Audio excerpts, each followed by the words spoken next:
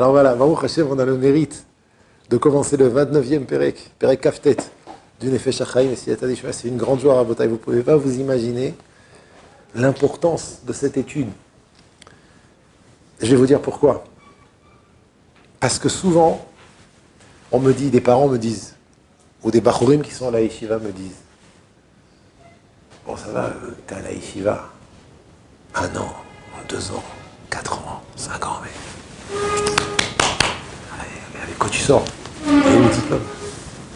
Qu'est-ce que tu as gagné à la yeshiva? Qu'est-ce que tu as fait à la yeshiva? Alors il faut savoir que cette question a 2 réponses, Rabotai. Une petite réponse vraie et une grande réponse puissante. La petite réponse vraie, c'est qu'il faut savoir, un juif ne peut se construire qu'à la yeshiva. Il ne sortira pas un homme. T'entends, Noam? Ah, toi aussi, t'as entendu? Excuse-moi. On ne peut devenir un homme qu'à la yeshiva. Bien sûr, quand je dis qu'on ne peut devenir un homme qu'à la yeshiva, ça ne suffit pas d'être présent physiquement à la yeshiva. Okay? Il faut participer au sdarim de la yeshiva. Mais c'est justement en étant présent à la yeshiva et participant au sdarim avec les tfilot, les seder de limoud, le limoud amoussar, l'enseignement des rabbanim, les chevrutot, les cours, les chazarot, qu'on construit un homme. Donc ça c'est la première réponse, mais la petite. La deuxième réponse, puissante, c'est que Rabotai, quand quelqu'un vous dit « Mais qu'est-ce que tu fais à la yeshiva ?»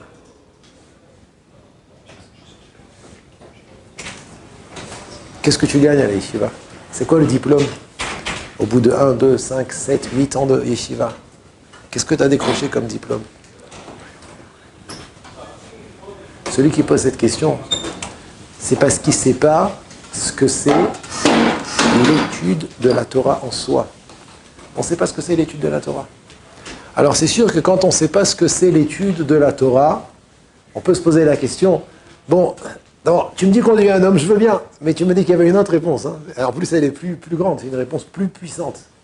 Un juif qui ne sait pas ce que c'est l'étude de la Torah, alors Béhémet, bon, il est content si la yeshiva, elle construit un homme, mais bon, qu'est-ce qu'il a fait à la yeshiva? Il est devenu un homme, c'est une usine à hommes. La yeshiva, ce n'est qu'une usine à hommes. Ça, c'est la première réponse. C'est déjà bien. Attends, ça vaut la peine de devenir un homme, non? Quand même. C'est pas à l'armée, c'est pas à l'université, c'est encore moins dans la rue, ni en travaillant qu'on devient un homme. Ça peut aider. Mais un véritable homme, avec un grand H, c'est qu'à la yeshiva. Encore une fois, en faisant tout ce qu'il faut pour être dans les sdarim la yeshiva. Mais c'est rien encore ça, c'est rien. La deuxième réponse, Rabotai, ouvrez bien les oreilles. Je crie pas. Si on savait ce que c'était étudier la Torah, écouter un mot de Torah, parler un mot de Torah, penser une idée de Torah, mais Rabotai, si on voyait ce qu'on faisait quand on dit Amar Abaye, si on voyait ce qu'on faisait quand on pensait à Rashi, à essayer de comprendre ce qu'il dit Tosfot, mais Rabotai, il n'y aurait plus de place dans les yeshivot. Tous les juifs accouraient dans les yeshivot. Si on voyait l'effet que la Torah elle a sur le monde, sur chaque individu, sur l'âme Israël, sur l'armée, sur l'économie, sur le pays, sur tout, on ne s'arrêterait pas d'étudier la Torah. Seulement, Kadosh Baruch Hu, il a caché tout ça. Pourquoi il a caché tout ça? Pour qu'on ait, quand un homme décide d'aller étudier, un salaire. Et on grandit plus quand on fait ça par émouna, même si on ne voit pas l'effet de notre Torah, que si on le voyait. Si on le voyait, il n'y aurait plus de libre arbitre. On est dans le monde de l'épreuve. On est dans le monde du libre arbitre, Rabotai. Et aujourd'hui, c'est pour ça que je dis que c'est une grande joie d'étudier Nefesh HaChaim. C'est une très très grande joie d'étudier Nefesh. Pourquoi? Parce que le Nefesh HaChaim, il ouvre un petit peu. Il nous montre, regarde ce qu'elle fait la Torah. Regarde la puissance de ta bouche quand tu dis un mot de Torah. C'est quoi une pensée de Torah? Et n'importe quelle Torah, n'importe quel Gemara, n'importe quel endroit dans la Torah, Torah écrite, Torah orale. Mais si on voyait Rabotai, alors aujourd'hui on va dévoiler un tout petit peu. l'effet de la Torah qu'on étudie. Donc le Nefesh HaChaim, il commence. Et le Nefesh HaChaim, c'est son livre. Dans Shahar Dalet, dans le Nefesh HaChaim, il a écrit pour ça. Pour que quand on vient à la yeshiva, on ne pose pas la question qu'est-ce que tu fais à la yeshiva? Bon, tu deviens un homme, tu décroches un diplôme, tu deviens rabbin. Mais un homme était fou, ni homme, ni rabbin, ni diplôme. Tu sais c'est quoi un mot de Torah? Tu sais ce que tu fais quand tu étudies la Torah? Pour toi, pour ta famille, pour le Ham Israël, pour le monde entier, pour tous les mondes. Tu réalises ce que tu fais? Ça, c'est le but du Nefesh HaChaim. Le Nefesh HaChaim nous a réunis dans son Shahar Dalet, dans ses 36 prakim, 36 chapitres, ce que fait un juif quand il étudie la Torah. Et ça nous concerne à tous. Alors dans le Pérec 29, il commence comme ça. Ine Rabotenu, il commence par une Gemara, nos maîtres, Zichronam Livracha Amrou. Cette Gemara se trouve dans ma Sechet Sota. Dafkaf Aleph Amud Aleph 21a. Darash Rabbi Menachem Bar Yossi a enseigné un Tana, Rabbi Menachem Bar Yossi, la chose suivante. Kiner mitzvah ve'torah or. Le pasuk dans Mishlei dit, la mitzvah est une bougie et la Torah est une lumière.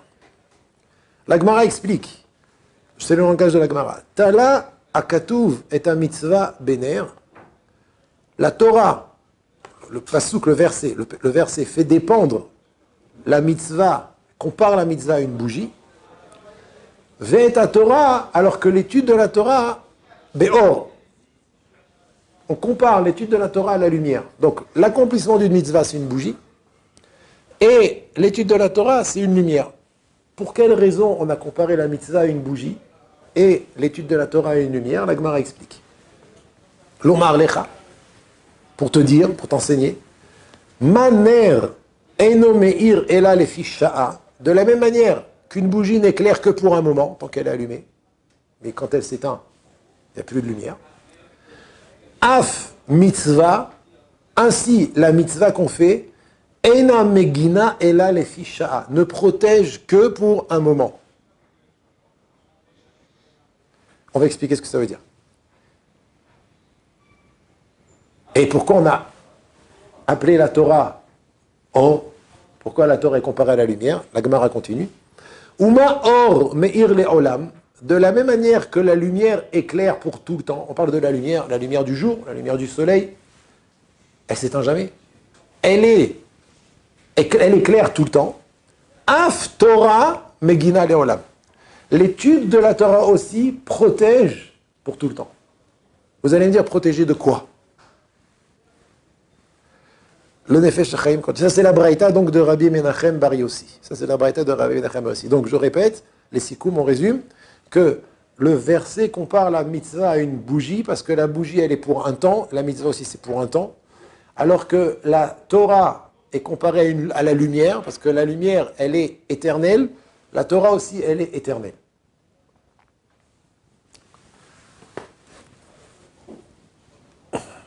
Le Maharal explique que vu que la mitzvah se fait avec quelque chose de matériel, avec le corps, et quelque chose qui est matériel dépend du temps, donc la mitzvah dépend du temps. Alors que la Torah qui se fait avec l'esprit qui est spirituel, qui est l'intellectuel, qui vient de la Neshama, alors elle est éternelle aussi. Le mérite de la Torah est éternel. Les mitzvot ne sont pas... Il y a des mitzvot spirituels. Magnifique. De croire en certaines choses. Magnifique, magnifique. Excellente question. Chovot al-Ravot. Tous les devoirs des cœurs. Tu connais Chovot al-Ravot? Tous les devoirs des cœurs sont spirituels. La mitzvah d'aimer Hachem, la mitzvah de craindre Hachem. Alors pourquoi la Gemara parle de la Torah selon l'explication du Maharal? Excellente question, excellente question. Et je réponds, Siyata Dishmaya. Tu veux proposer une réponse? D'accord. Pardon? Oui, mais Ushoel, selon la définition du Maharal, qui dit que la différence entre la mitzvah et la Torah, c'est que la mitzvah se fait avec une partie du corps, et le corps, il est temporaire, c'est pour ça que le salaire, il est temporaire, alors que la Torah qui se fait avec l'esprit, qui est spirituel, alors, et comme le spirituel est éternel, donc le salaire aussi sera éternel, Makshé Rabbi Mikael, il pose une question, il dit, mais il y a des mitzvot qui sont spirituels, qui ne sont pas Talmud Torah. C'est l'empreinte que ça laisse. Que la mitzvah mitzvah, elle laisse, même si c'est spirituel, il y a quelque chose d'éphémère, contrairement à la Torah où on s'en imprègne, on l'intègre et on garde toujours. Chazak, ça veut dire, bien que donc il faudra un petit peu, pas rectifier, il faudra un petit peu rajuster, modifier, expliquer, rajouter, préciser dans l'explication du Maharal, c'est que c'est vrai que la Torah elle est spirituelle, mais il y a aussi quelque chose d'éternel en elle, que les autres mitzvot, chovot, alavavot, bien qu'elles soient elles aussi spirituelles, n'ont pas autant que la Torah. D'accord? La question, la remarque, des fois, tu sais, il faut savoir dire, je me délecte de la question, même si je n'ai pas de réponse. Ça veut dire, en langage amami, en langage... Hein? Langage familier. Ah, familier, vaut mieux une bonne question qu'un tiroute bidon. Vaut mieux rester avec une bonne question qu'avec une réponse bidon. J'ai pas dit que ton tiroute c'était bidon, j'ai dit juste que je préfère la question. Je reste avec la question, c'est merveilleux. Selon le Maharal, qu'est-ce qui se passe des chovot al-vavot? Très bonne question. Tov. Mais c'est spirituel. Mais c'est spirituel. Le Maharal il dit que la différence elle est que les mitzvot elles sont matérielles et la Torah elle est spirituelle. Avec une fin, il précise les deux. Et Ah. une fin, après ton corps, c'est fini. Voilà. Et Avaïra, c'est pas fini. Oui, parce que là, Alors pourquoi on n'aurait pas le même sachar que la Torah éternelle? parce que là-bas, t'as foulava, foulaïra, parce que tout est clair pour toi. Alors que la Torah, c'est pas clair. On parle du salaire. On parle du salaire de la mitzvah, tu comprends? Le salaire de la mitzvah. Je vous lis le Maharal, ramené dans Schuttenstein, hein, c'est pas le Lashon du Maharal. Donc il faudra peut-être voir là-bas. Davar gashmi taloui bazman. Quelque chose de matériel, il dépend du temps. Vedavar she'eno gashmi eno taloui bazman. Ça, c'est une notion très importante qu'il faut savoir, Rabotai. Que, Rabotai, vous avez tous envie d'être éternel, j'imagine, non? Ben, plus on est gashmi, moins on est éternel. Plus on est spirituel, plus on est éternel. Ça veut dire, il n'y a pas de fin. Dans la spiritualité, il n'y a pas de fin. Dans la gashmiyut, il y a une fin. Donc plus tu t'attaches au matériel, plus tu t'approches de la fin. Et plus tu restes dans le spirituel, et plus tu es éternel. Alors il dit le Maharal, écoutez bien, Ilkar, par conséquent, Sruta mitzvot, le mérite, le salaire des mitzvot, les ficha, Megina les ficha, on le reçoit, il protège que pour un moment. Alors que Sruta Torah, Megina le olam, le mérite de la Torah protège pour tout le temps, puisque c'est quelque chose de rouchani. Alors il faut dire, comme tu as dit, à mon avis, Michael, c'est que la Torah elle a quelque chose de beaucoup plus rouchani que les autres devoirs des cœurs. D'accord.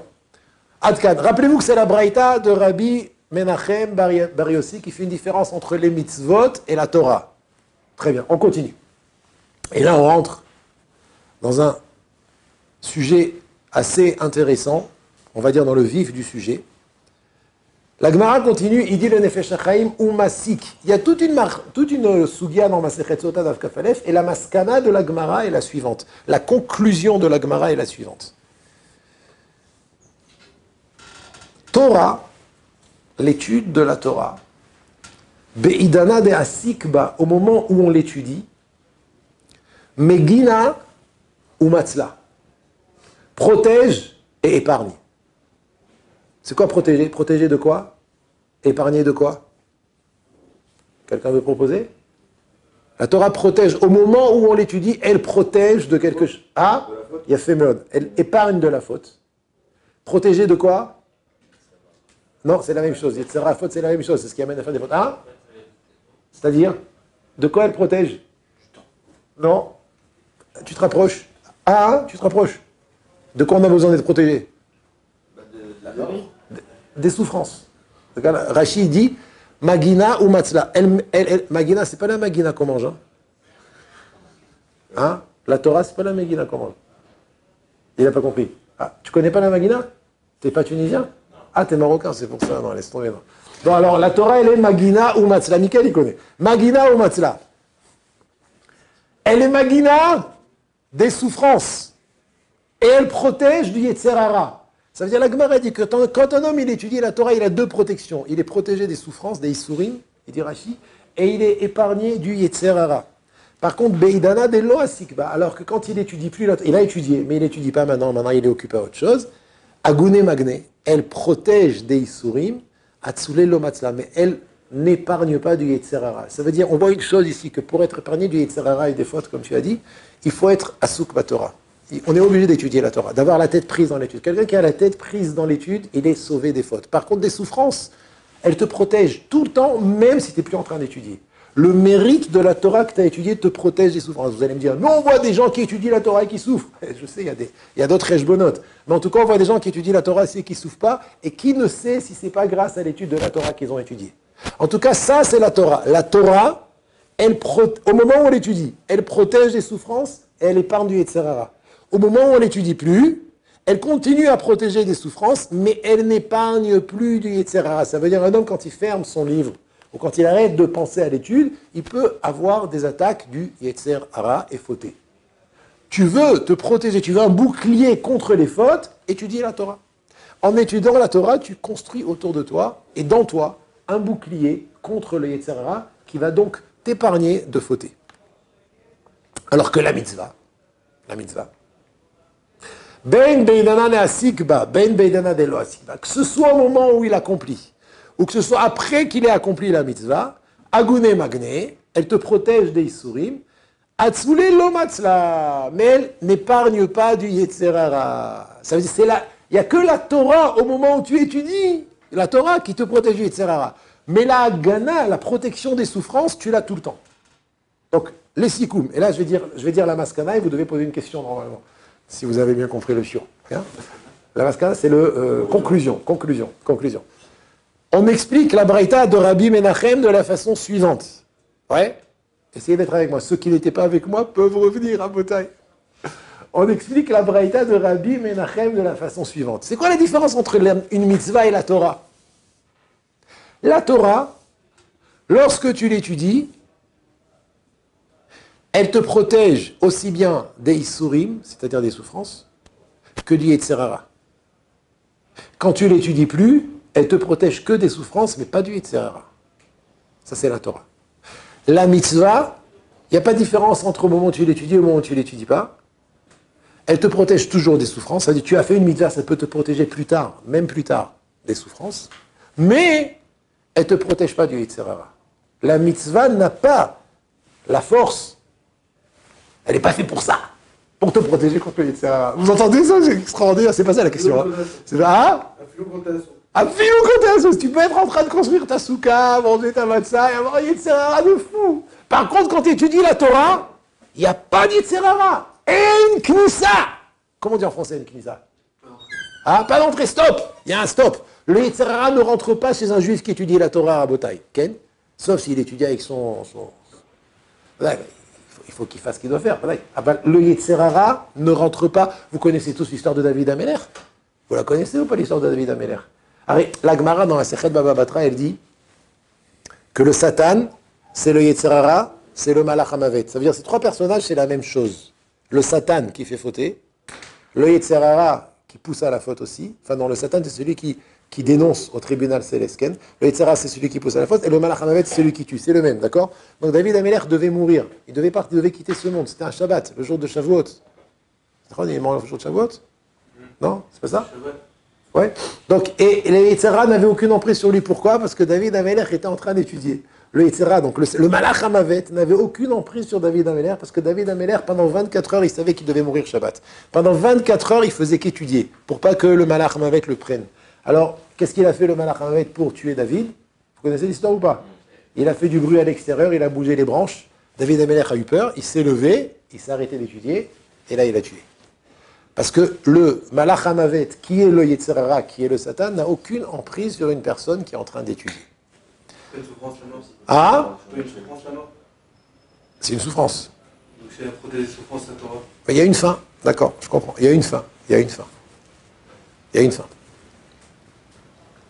Donc voilà, ça c'est la conclusion de la Sugya. La conclusion de la Sugya, l'explication de la Braïta de Rabbi Menachem, c'est qu'en fait, la seule différence qu'il y a entre la Torah et la mitzvah, c'est quoi? Si vous avez bien compris. C'est quoi la seule, selon la conclusion que j'ai ramenée? Quelle est Yafemod, Yetzer Hara. Que quoi? Que dans la Torah, tu es protégé du Yetzer Hara seulement quand tu l'étudies. Ouais. Et la mitzvah, elle ne te protège pas du Yetzer Hara. Donc c'est ça la seule différence. Normalement, vous devrez sauter, vous devrez dire, mais Rav, mais attendez, il y a... On ne pourra jamais se défaire du Yetzer Hara. Ah si, étudie tout le temps. Oui, tout le temps. Voilà. Ça veut dire que jamais il vous laisse tranquille. Ah mais ça c'est sûr, mais quoi, tu rêvais, mais attends, mais t'avais l'impression qu'un jour le Yetzer Hara, il allait te lâcher. Atamin batzmecha et diamotra, jusqu'au dernier souffle, il ne te lâchera pas. Alors sur toi, je vais écouter Moshe. J'ai l'impression que plus on étudie, plus on souffre. Ah, je ne m'attendais pas à cette question. Je ne m'attendais pas à cette question. Pourquoi? Plus on étudie, plus on souffre. Ah, ça, c'est la question. Tu peux préciser c'est quoi ta kavana? Ouais. Voilà, Mickaël. Je fais des ponts de ta Je main, et à la kiffe. fin, tu ressors tes Extraordinaire. T'entends ce qu'il a dit? Hein? Tu te muscles. Quand tu te muscles, alors ça fait mal. Mais après, frérot, hein? T'as les courbatures? Ah, ça va, mais il faut pas t'énerver après, hein. Non, c'est sûr, ça fait mal. Ben oui, d'abord, plus la personne elle grandit, plus les Yetzirara grandit avec. Psychologique, souffrance, la Torah, à force d'évoluer. Elle peut? Elle peut te faire souffrir psychologiquement, elle peut te faire souffrir. Non, si elle te fait souffrir psychologiquement, c'est qu'il y a un problème dans la manière dont tu étudies. La Torah, elle est censée... C'est pas pour on étudie la Torah, c'est après, au fur et à mesure, par exemple, on est à la yeshiva, je trouve que on peut, des fois, je sais pas comment expliquer ça. Mais... Alors là, je reviens à ce que j'ai dit tout à l'heure. Devenir un homme, c'est dur. Hein. La yeshiva, c'est pour devenir un homme. Maintenant, la personne ne veut pas devenir un homme, elle préfère rester dans la poubelle et pourrir là-bas et devenir un petit cochon. C'est sûr que c'est facile. C'est moins dur. C'est plus facile de devenir un petit cochon que de devenir un homme, c'est sûr. Et comme à la yeshiva, on devient un homme, alors c'est sûr que ça demande un investissement. Et des fois, ça fait mal, comme à la musculation, comme il dit Mickaël. C'est en gros, quoi. Je dis en gros, je rentre pas. Mais bon, en tout cas, vous étiez censé poser une question. Mais comme monsieur est terminé, alors je vais laisser la question pour la prochaine fois ou je la dis maintenant? Là. Mais si on dit cette explication, donc, on ne peut plus dire ce que Rabbi Menachem a dit, que la mitzvah, elle est pour le moment, et la Torah, elle est pour l'éternité. Puisque de deux choses l'une. En ce qui concerne le Yetzirara, la Torah ne protège qu'au moment où on l'étudie. C'est limité. Et en ce qui concerne la protection des Issourim, c'est pour tout le temps dans les deux. Donc quelle est la différence entre la mitzvah et la Torah? Kacha, Shoalim, Atosfot, Venisharim, Betzarichut. Tosfot, ils posent la question et ils n'ont pas de réponse. Donc moi non plus, je ne propose pas de réponse. Réfléchissez pendant Shabbat, ça va vous faire du bien.